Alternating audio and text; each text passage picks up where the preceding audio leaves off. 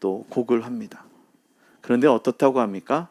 아무도 반응하지 않는데요. 마치 우리 예배와 같이. 못 알아들었죠? 서로를 향해 소리를 쳤다고 합니다. 이 말씀 보면 우리가 피리를 불어도 너희가 춤추지 않고 우리가 슬피 울어도 너희가 가슴을 치지 않았다라는 거예요. 이 예배에 하나님이 함께 하시고 이 예배에 여러분들 마음을 만지시는데 만지심을 어떻게 하냐면 자꾸 스스로 거부하는 거예요.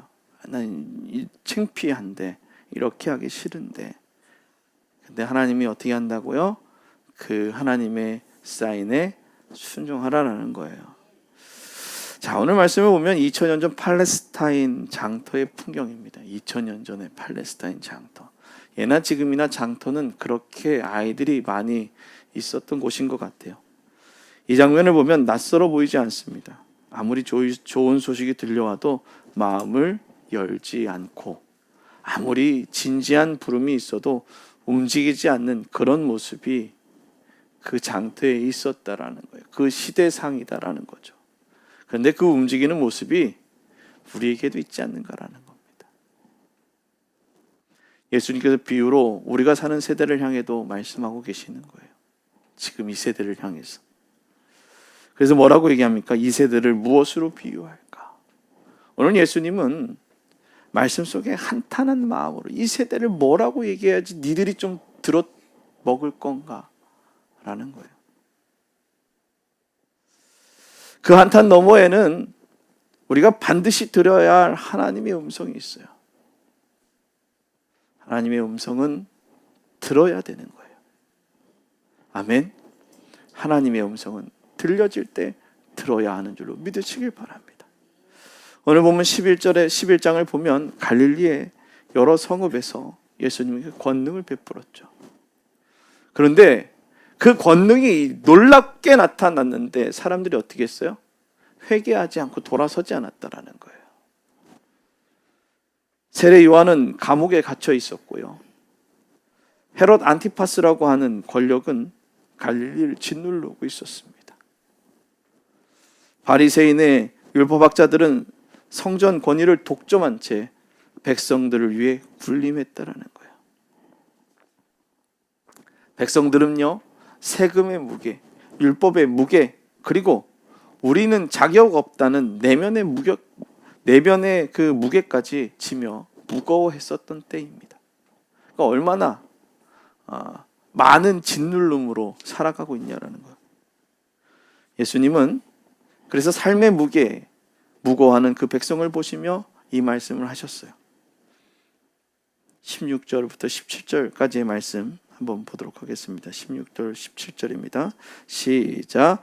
이 세대를 무엇으로 비유할까? 비유하건대 아이들이 장터에 앉아 제 동물을 불러 이르되 너희가 너희를 향하여 피리를 불어도 너희가 춤추지 않고 우리가 슬피 울어도 너희가 가슴을 치지 아니하였다 함과 같도다. 아멘. 예수님은 반응 없는 아이들의 모습을 장터 비유로 말씀하고 계시는 거예요. 장터는 당시 사람들이 많이 모이는 공간입니다. 물건을 사고 팔고 소식을 나누고 아이들이 뛰노는 곳이죠.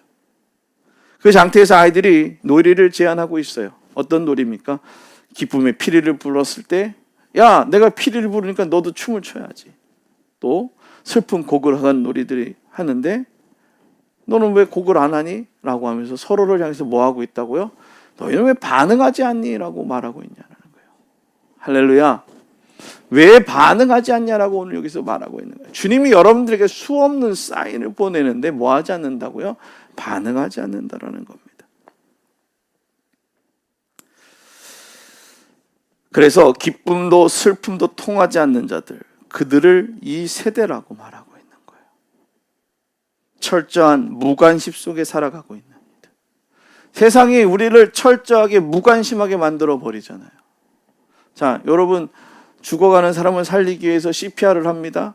그런데 여성의 속옷을 풀러가지고 CPR을 하면 뭐라고 돼요? 성추행이라고 얘기하죠. 그래서 CPR 방법이 바뀌었어요.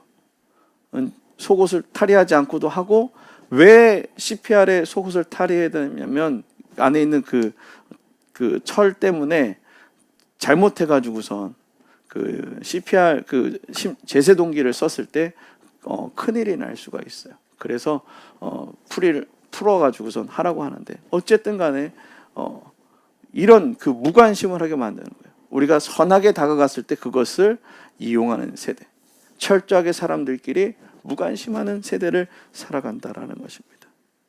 그래서 그런 무관심에 살아가던 그들에게 한 소리가 있었어요. 광야에 외치는 소리. 누구예요? 세례 요한이죠. 그는 광야에서 메뚜기와 석청을 먹으면서 금식으로 회개를 선포했어요. 회개하라, 천국이 가까이 왔느니라. 그러자 사람들이 말했어요. 뭐라고요? 저거 귀신 들렸구만. 여러분들에게 예수 잘 믿으라고 얘기하면 뭐라고 얘기해요? 지금 세대가 어떤 세대인데 그것만 가지고 말씀하십니까? 오늘 그래서 세례요한을 보고 귀신 들렸다고 얘기했는데 또 누가 오셨어요? 예수님이 오셨죠. 예수님을 뭐라고 얘기했습니까? 세리와 죄인들과 함께 식탁을 앉은 예수님을 보고 사람들이 뭐라고 얘기했어요? 먹기를 탐하고 포도주를 즐기는 자다라고 얘기해요. 자, 그럼 도대체 어느 장단에 춤을 맞추라고요? 회개하라, 천국이 가까이 왔느니라고 강력한 메시지를 전하면 저거 귀신 들렸다라고 얘기를 하고, 그래서 여러분과 함께 같이 밥을 먹고 식탁에 둘러 앉아서 우리가 하나님의 자녀로 온전히 살아가자라고 얘기를 하면 먹기를 좋아하고 먹기를 탐하고 포도주를 즐기는 자다라고 얘기하고 있는 거예요. 도대체 어디에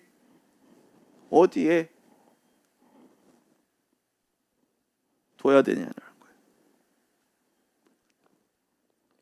그들은 금식도 거부하고요, 함께 먹는 식탁도 거부하고요, 엄격함도 싫어했고요, 은혜도 싫었다는 것입니다. 도대체 무엇을 원하냐라는 거예요. 그러면 너희들은 무엇을 원하느냐라는 거죠. 2000년 전 바리새인들만의 이야기가 아니에요. 우리에게도 말하고 있는 것입니다. 듣지 않고 반응하지 않는다고 말하는 거예요. 하나님의 자녀로 하나님의 자녀답게 살아가라라고 얘기를 하면 반응하지 않는다는 거예요. 고난도 나를 변화시키지 못했고 은혜도 나를 움직이지 못한 상태, 듣지도 않고 반응하지 않는 상태. 고난이 있을 때 하나님의 음성을 들어야 되고, 은혜가 여러분에게 있을 때 하나님의 음성에 은혜에 감사하고 바뀌어야 되는데 그렇게 반응하지 않았어요. 성경은 그것을 뭐라고 얘기하냐면 완고합니다 라고 말하고 있습니다. 우리 마음속 어딘가 그 장터가 있지 않습니까? 그 장터에 있는 그 사람들의 모습처럼 우리들의 마음에 그 완고함이 있지 않습니까? 그런데 한 가지 분명히 해야 될 것이 있는데, 예수께서 이 세대를 향해 한탄하시면서 말씀하신 것입니다. 그들의 이미 은혜의 영역 밖에 있었기 때문이다. 것이 아니다라는 거예요. 그들이 은혜를 받을 수 없는 상태가 아니어서 못 받은 것이 아니다라는 거예요. 하나님께서 그들에게 먼저 찾아왔고 요한을 통해, 예수를 통해 찾아왔음에도 불구하고 따라합니다. 그들이 스스로 닫아버렸다.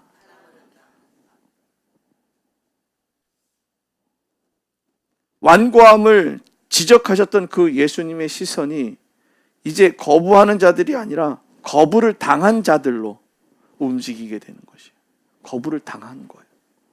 이것이 복음의 반전이고 역설이죠. 자, 무슨 얘기냐면요, 끊임없이 예수 믿으라고, 잘 믿으라고 얘기했는데, 그런 바리새인들에게 얘기를 했는데 안 듣는 거예요. 자, 회개하라, 천국이 가까이 왔는데 금식하면 얘기했는데 안 듣고, 자, 그럼 같이 먹고 함께 하자 그랬는데 안 듣고, 그러니까 어디로 넘어갔다고요? 배제당했던 사람들, 이 안에 들어올 수 없었던 사람들한테 복음이 증거되어졌다라는 거예요.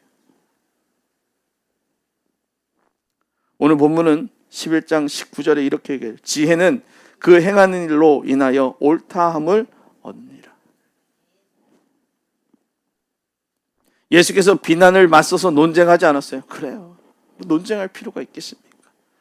나는 귀신이 귀신 들리지 않았다, 나는 술꾼이 아니다 라고 항변하지도 않으셨어요. 내가 그렇게 손 내밀었는데, 내가 그렇게 잘 가자라고 얘기를 했는데 뭐예요? 듣지 않았다라는 거예요. 오늘 주님 어떻게 하셨다가 듣지 않았을 때, 야, 좀 제발 들어라, 이제 더 이상 들어라라고 얘기를 하지 않으시는 거죠. 뭐 한 거예요? 듣지 못하는 자들, 배제된 자들이 나가는 거예요. 오늘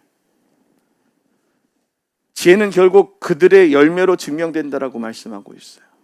자, 오늘 원문에서 소피아라고 얘기하는 이 단어, 단순히 지식을 말하는 것이 아니라 실제로 삶을 제대로 꿰뚫어보는 통찰, 그 지혜는 말이 아니라 행실 곧 삶의 현장에서 드러난다라고 얘기를 하는 거예요. 오늘 예수 그리스도가 말씀이 전해지고 이 세례 요한의 메시지가 선포되었는데 사람이 어떻게 하지 않았다고요? 듣지 않았다라는 거예요. 스스로 똑똑하다, 스스로 잘났다라고 얘기하는 순간 그 메시지들을, 주변에서 흐르는 소리들을 어떻게 하는 거예요? 듣지 않는 거예요. 듣지 않는 자들을 통해서 하나님께서, 그래, 너가 나를 그렇게 얘기한들 내가 너에게 항변할 필요가 없지 않느냐? 그래서 어떻게 하셨어요? 하나님은 그 외의 사람들에게 시선을 돌리셨다라는 거예요. 그게 복음의 역설이에요. 네가 잘한다고? 그래? 너의 지혜가 똑똑하다고? 그래? 하나님 말씀하시는 겁니다. 오늘 솔로몬의 얘기가 한번 해보려고 합니다. 두 여인이 한 아기를 가지고 자기 아이라고 주장하는 얘기가 여러분 잘 아실 겁니다. 두 여인은 한 아이를 서로 자기 아기라고 주장합니다. 그렇게 주장할 때 솔로몬은 아기를 어떻게 하라고 했어요? 반으로 나누라고 얘기를 합니다. 그럴 때 어떻게 하고요? 진짜 어머니가 드러나게 되는 거죠. 지혜는 말잔치로 증명되지 않습니다. 행동으로, 결과로, 열매로 드러나게 돼 있어요. 내가 아무리 좋은 씨앗이라고, 내가 아무리 잘한다고 맨날 얘기하면 뭐합니까? 열매로 나타나죠. 삶에서 나타나게, 드러나게 돼 있다는 것입니다. 믿음도 똑같습니다. 말잔치로 보여지지 않고 행함과 결과의 열매로 보여지게 되어지는 것입니다. 오늘 본문도 같습니다. 예수님께서 무엇을 하셨습니까? 세리 그리고 삭개오의 집에 들어갔습니다. 삭개오가 변명했습니다. 변했다라는 거예요. 예수님을 만나니까. 그래서 예수를 만나면 내가 변하고 예수를 만나면 병이 낫는다라는 거예요. 아멘. 오늘 세리가 변하고 혈루증 앓던 여인에게 손을 내미셨을 때 그 여인이 어떻게 해요? 일어난 거예요. 병이 고쳐진 거예요. 과인들과 함께 하셨을 때 그 자리에서 존엄이 들어가기 시작한 거죠. 얼마나 놀라운 역사가 일어났습니까? 이것이 지혜의 행한 일입니다. 논쟁이 아니라 현장에 있었고 변명이 아니라 만남이었다라는 거예요. 우리는 때로 말로 믿음을 설명하려 합니다. 참 쉽지 않아요. 어떻게 말로 믿음을 설명할 수 있겠습니까? 그러나 주변 사람들은 우리의 삶을 보고 있습니다. 그 삶이 복음의 증거입니다. 그렇다면 예수께서 다음에 하신 일이 무엇인지 보면 눈을 돌려 짐진 자들을 바라봤다라는 거예요. 그 복음의 소리가 들려지는 중심에 있었던 사람이 아니라 짐을 지고 살아갈 수밖에 없었던 그들을 보셨다라는 거예요. 지혜의 열매가 곧 초대였습니다. 지혜로운 사람은 말하지 않고 손을 내민다라는 거예요. 순종의 모습과 행함으로 살아내는 지혜로움을 보인다라는 겁니다. 따라합니다. 순종의 모습과 행함으로 살아내는 지혜의 모습을 보인다. 아멘. 바로 그 지혜로운 사람들의 모습이 그렇다라는 거예요. 11장 28절부터 30절까지의 말씀이 뭐라고 얘기합니까? 수고하고 무거운 짐진 자들아 다 내게로 오라. 내가 너희를 쉬게 하리라. 나는 마음이 온유하고 겸손하니 나의 멍에를 메고 내게 배우라. 그리하면 너희 마음이 쉼을 얻으리니 이는 내 멍에는 쉽고 내 짐은 가벼움이라. 아멘. 방금 전까지 예수님께서 완고한 세대를 향해 비난하는 자들을 향해 말씀하셨어요. 그런데 시선이 바뀌었죠. 완고한 종교 지도자들이 아니라 그들에 의해 짓눌린 자들을 보고 있었다라는 거예요. 그들을 뭐라고 얘기합니까? 수고하고 무거운 짐진 자들이다라는 거예요. 이 말씀이 어디를 향해 있는지 여러분 아십니까? 율법의 세세한 규정을 지키지 못할까 두려워하는 사람들이었습니다. 세리라는 이름으로, 죄인이라는 이름으로, 병자라는 이름으로 성전 문 밖에 있던 자들이었습니다. 뭐라고 얘기합니까? 너희는 자격이 없다는 말. 그 자격이 없다는 말을 평생 들어온 사람이에요. 원문에서 쉬게 하다라는 이 단어는 아나파우소라고 합니다. 단순히 피곤해할 때 잠깐 눕는 것이 아니라 긴 노동 끝에 찾아온 완전한 안식, 회복과 숨을 돌리는 그것을 말하고 있습니다. 그래서 뭐라고요? 그들을 내게로 오라 라고 초대하는 방향, 그것을 요구하고 계신 것입니다.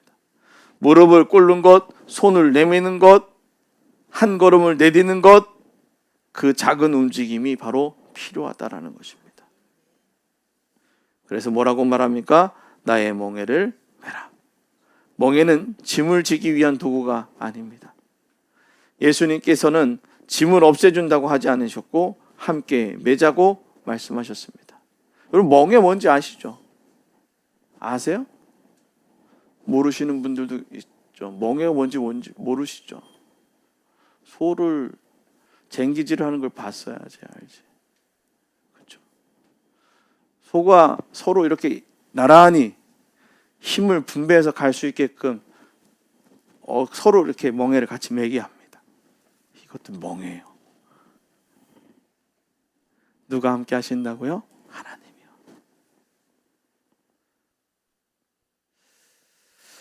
혼자 지던 짐을 이제 그분과 함께 지는 것입니다.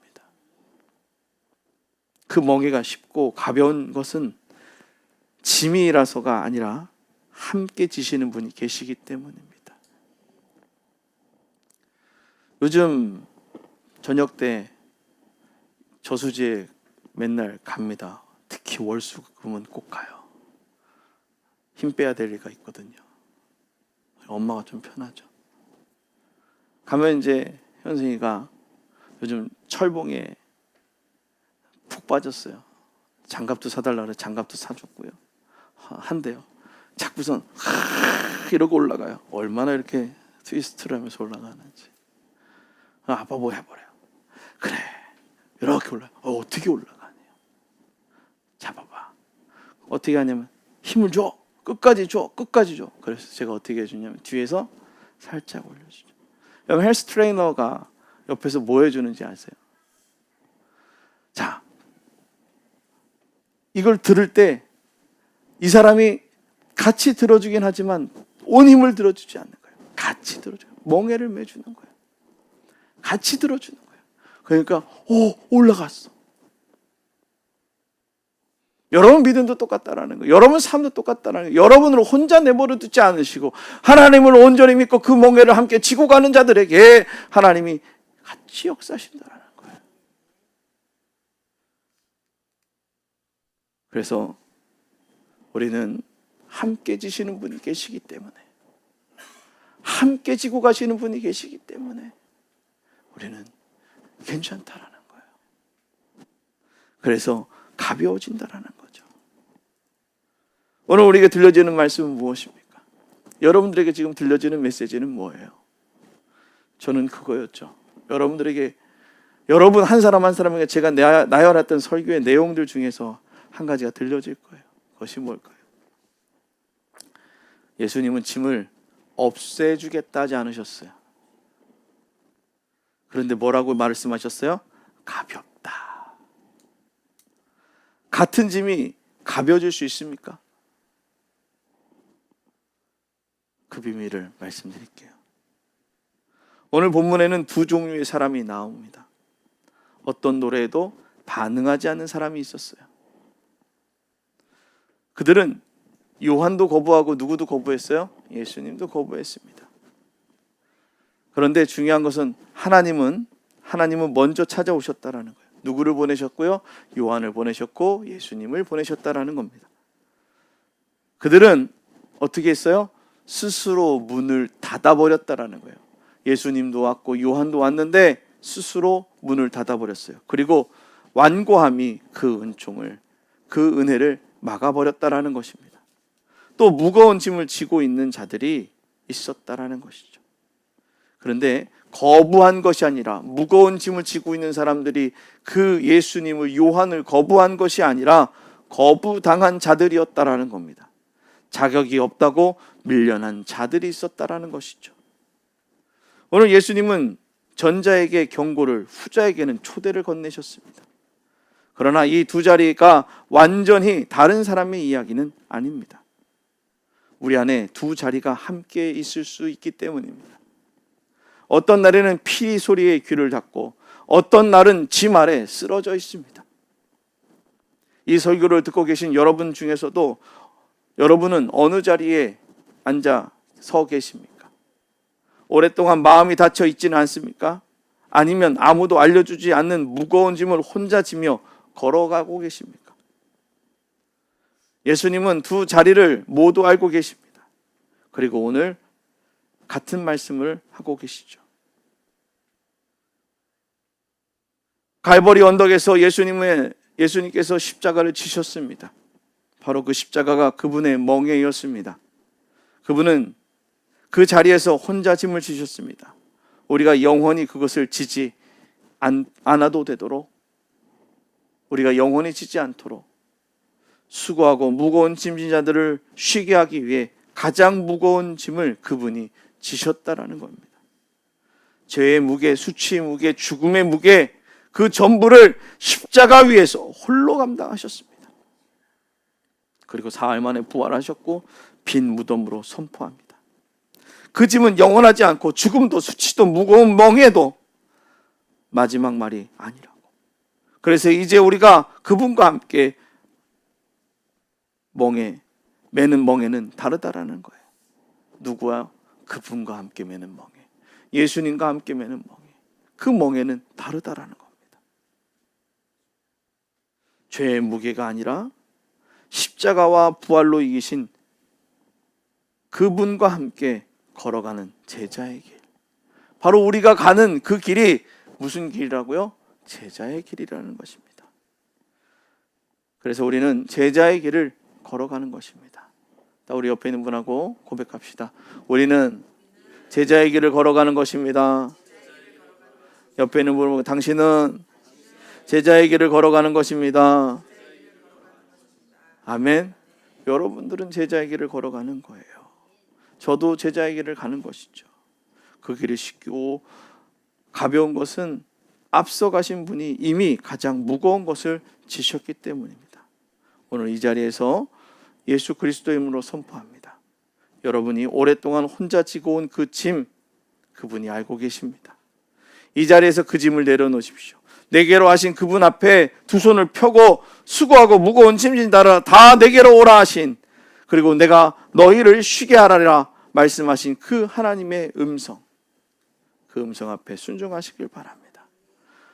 오늘 이제 예배문을 나설 때 이 한 문장을 기억하시길 바랍니다. 따라합니다. 예수님은 내 짐을 없애주시는 분이 아니라 내 짐 아래 함께 들어오신 분이다. 아멘.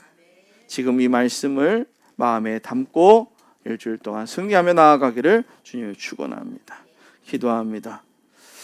주님, 오늘 우리가 이 말씀 앞에 나아갑니다. 마음이 굳어있던 자도 있고 오랫동안 짐에 눌려있는 자들도 있습니다. 그리고 우리 중 많은 이들이 그 두 자리를 하루에도 오가며 살아갑니다. 주님은 그 모든 자리에서 아십니다. 우리가 마음을 닫고 있던 그 시간에서도 주님은 먼저 찾아오셨습니다. 우리가 간구하기 전에 이미 문 앞에 서 계셨고 그 은총에 감사를 드립니다. 오늘 이 시간 우리가 주님 앞에 손을 내밉니다. 혼자 지려했던 짐을 내려놓습니다. 주님의 멍에를 함께 매겠습니다. 지혜로우신 주님, 우리의 삶이 말이 아니라 행한 일로 당신을 드러내게 하옵소서. 수고하고 무거운 짐진 이들을 곁에 우리가 서게 하소서. 그래서 우리의 삶이 피리 소리가 되게 하시고 누군가의 마음에 닿는 은혜의 소리가 되어지게 하여 주시옵소서. 감사드리며 예수님의 이름으로 기도드리옵나이다. 아멘. 선포합니다.